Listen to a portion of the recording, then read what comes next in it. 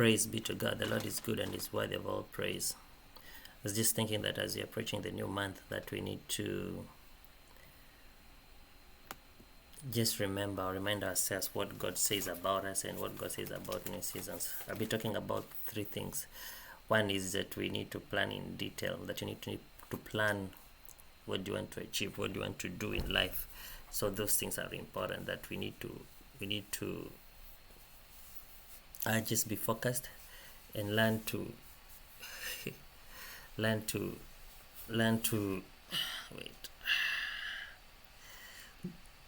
that what is it that we want to achieve, and even in a spiritual life, what are these things that you want to achieve in your life. And then another thing is to initiate after you plan. Somebody said that not planning is planning to fail. And then you initiate. Don't wait for change to happen. Expect change to work in your favor.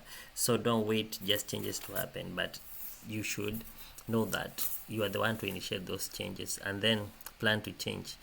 Don't let change to change you, but before you change. So don't let change to change you before you change on your own. So, and you know that change is inevitable in life. Like now, the way my hairline is, it is not the way it was some years back.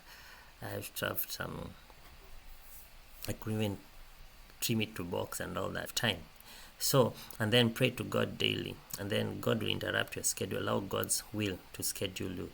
So change before change changes you. So change before it changes you.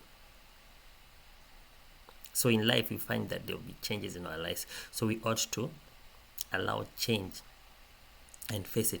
And the only person who does not change is God. And something else that does not change is the promises of God. What God has promised, He will do. So we ought to just be focused on Him and allow Him to make the changes in our lives, and allow God to help us in everything that we do. So I was thinking that there are two things that don't change. One is time, and the other one is change itself. And it is difficult to control them, but you can manage them. Every one of us has 24 hours. Be it the billionaire, God has given us equal amount of time. So you became what you are because of how you manage your time, and you're a product of how you manage changes. So you became, the reason why you are where you are is how you manage your time. So how did you manage your time? That is what that determines where you are today and where you will be tomorrow. So even if you want changes in your life tomorrow, it is how you manage your time. Do you know there's something you can do that can drastically change your life, that can change your life for the better? There's something that you can do that can change your life. There's something that you can do that can change your life for the better. So may you be able to ask God to help you.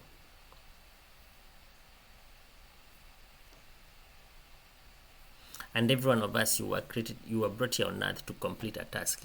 Your job is not just to pay bills, to work, to go to sleep, to eat, and then you die. No, there is a specific purpose that God has put in your life. There is a specific purpose for you. These are just like, which is different gadgets, that every gadget has a purpose it does.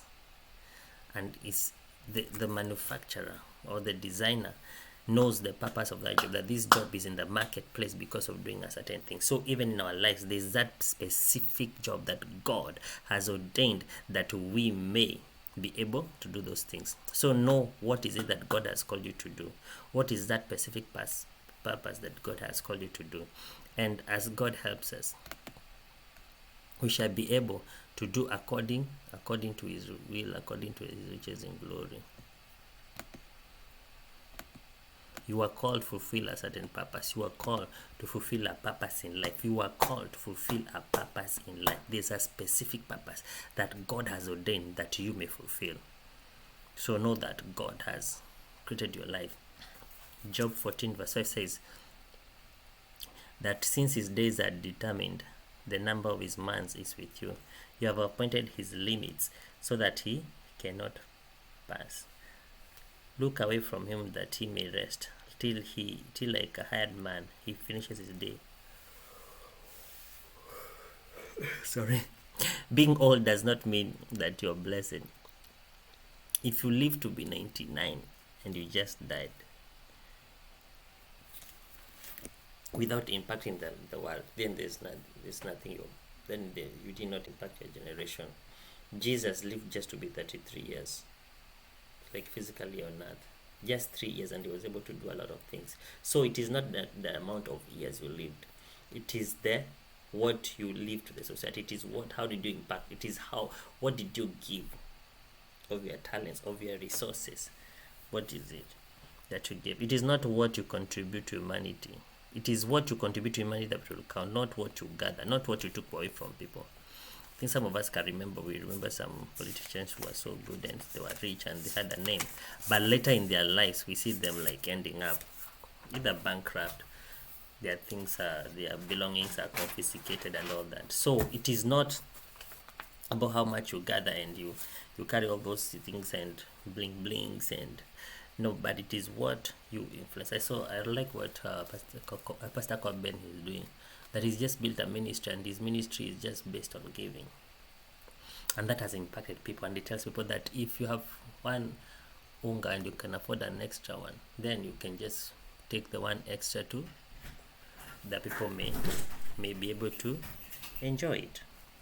So embrace the day by achieving a lot. Use all of your potential. We are on earth. We are not just on earth to pay our bills. We are on earth to fulfill our purpose.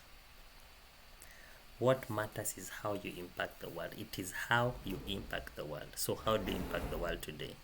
So how do you impact the world today? How do you impact the world today?